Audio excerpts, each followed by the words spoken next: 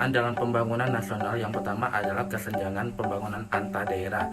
Kesenjangan antar daerah di Indonesia dipandang relatif masih cukup tinggi, khususnya kesenjangan pembangunan antara Jawa dan di luar Jawa, yang dimana kesenjangan pembangunan antara Jawa dan di luar Jawa harus ditangani secara serius guna mencegah terjadinya urbanisasi, yang pada gilirannya akan memberikan beban dan masalah sosial di daerah perkotaan. Terjadinya kesenjangan pembangunan antar daerah ini berimplikasi terhadap tingkat kesejahteraan masyarakat antar daerah yang dapat mengganggu stabilitas keamanan negara akibat kecemburuan masyarakat terutama yang berasal dari daerah dengan tingkat kesejahteraan lebih rendah. Hal ini disebabkan karena kurangnya perhatian pemerintah terhadap daerah-daerah yang keberadaannya kurang terekspos, sehingga ada beberapa daerah mengalami pertumbuhan yang cepat namun di beberapa daerah lainnya mengalami pertumbuhan yang lambat. Berikut ini adalah contoh kasus dalam kesenjangan pembangunan antar daerah di Indonesia.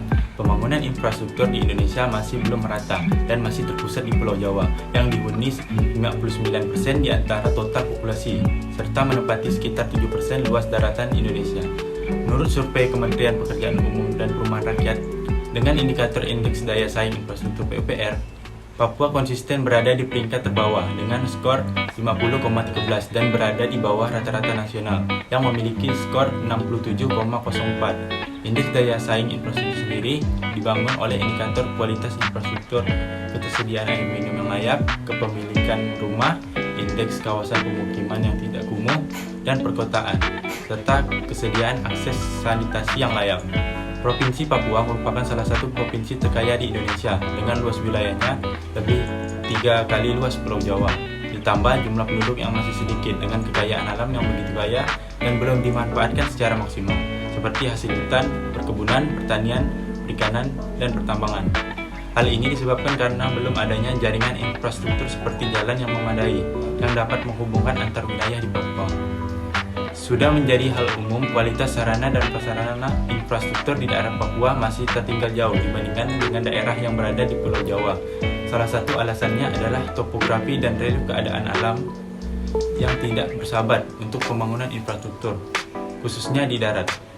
Jadi pendekatan yang kami ambil dalam masalah ini yaitu pendekatan regional karena pembangunan infrastruktur di Papua perlu memperhatikan ruang dan kondisi yang ada.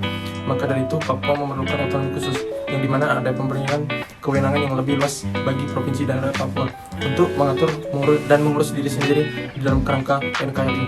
Kewenangan yang lebih luas berarti pula tanggung jawab yang lebih besar bagi provinsi dan rakyat Papua untuk menyelenggarakan pemerintahan dan mengatur pemanfaatan kekayaan alam di provinsi Papua untuk sebesar-besarnya bagi kemakmuran rakyat Papua. Dengan otonomi khusus ini, pembangunan infrastruktur di Papua dapat berjalan dengan cepat sehingga antar wilayah di Papua dapat terhubung. Dengan terhubungnya wilayah-wilayah di Papua akan berdampak pada percepatan pembangunan ekonomi, peningkatan kesejahteraan dan kemajuan masyarakat Papua dalam rangka kesetaraan dan keseimbangan dengan kemajuan provinsi lain. Permasalahan dalam pembangunan yang kedua adalah rendahnya kualitas pelayanan umum. Rendahnya kualitas pelayanan umum merupakan salah satu sorotan yang diarahkan kepada birokrasi pemerintah dalam memberikan pelayanan kepada masyarakat. Ada beberapa permasalahan yang ada dalam pelayanan umum, yaitu yang pertama kurang responsif, yang kedua kurang informatif, yang ketiga kurang akses, yang keempat kurang koordinasi, yang kelima kurang mau mendengarkan keluhan, saran, aspirasi masyarakat, dan kurang efisien. Baik kuantitas maupun kualitas pelayanan publik di Indonesia masih buruk. Ini dilihat dari kebutuhan masyarakat maupun dari standar yang ada. Berikut adalah contoh kasus dari rendahnya kualitas pelayanan umum. Pelayanan pembuatan kartu tanda penduduk KTP elektronik atau EKTP di Kota Pekanbaru dinilai masih belum maksimal bahkan cenderung buruk. Hal tersebut disampaikan oleh Muhammad Nurul Huda selaku Direktur Forum Masyarakat Anti Korupsi atau Formasi. Ditemui di Pekanbaru, Nurul menjelaskan bahwa hingga saat ini masih ada masyarakat yang belum mendapatkan KTP elektronik meskipun telah mengurus bertahun-tahun. Hingga saat ini masih banyak ditemukan warga negara yang sudah 1 tahun, bahkan ada yang sudah 3 tahun mengurus KTP elektronik namun tak kunjung selesai. Pelayanan pembuatan KTP elektronik juga dinilai buruk karena ruang tunggu di kantor Dinas Kependudukan dan Catatan Sipil atau Disdukcapil Kota Pekanbaru. Ruang tunggu pelayanan juga tidak memadai, tidak ada nomor antrian dalam pengurusan, sehingga ini termasuk contoh buruk dalam pelayanan publik.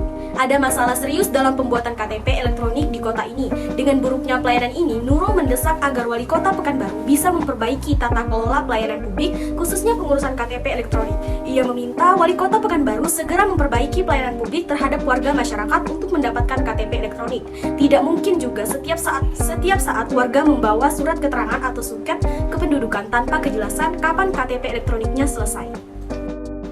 Di situ kita bisa melihat betapa buruknya sebuah kinerja layanan yang jauh dari harapan. Mereka memandang sebuah jabatan ataupun bagian kerja adalah sebuah rutinitas, melayani kebutuhan masyarakat tanpa adanya profesionalisme ataupun servis yang baik. Bahkan jauh dari harapan masyarakat sebagai customer mereka. Kita dapat merasakan mulai dari jam kerja yang molor, bahkan setiap hari pasti ada yang tidak masuk karena alasan yang tidak jelas, hingga tata cara kerja yang seolah-olah tidak adanya target dan administrasi yang tidak baik, menjadikan semua permasalahan yang harus ditanggung oleh masyarakat yang mau tidak mau harus menyerah kepada mereka. Pendekatan yang kami ambil dalam masalah ini yaitu pendekatan sektoral. Karena permasalahan yang terjadi pada sektor pelayanan publik yang dimana kualitas pelayanan publik yang masih rendah. Diperlukannya pendekatan sektoral karena pendekatan ini menganalisis suatu sektor tanpa terpisah dengan sektor lainnya. Sektor pelayanan publik memiliki subsektor berupa pelaksanaan pelayanan, pengelolaan pengaduan masyarakat, pengelolaan informasi, pengawasan internal, penyuluhan kepada masyarakat, dan pelayanan konsultasi. Melihat contoh kasus di atas, maka subsektor pelaksanaan pelayanan dan pengawasan internal perlu ditingkatkan agar kualitas pelayanan publik meningkat.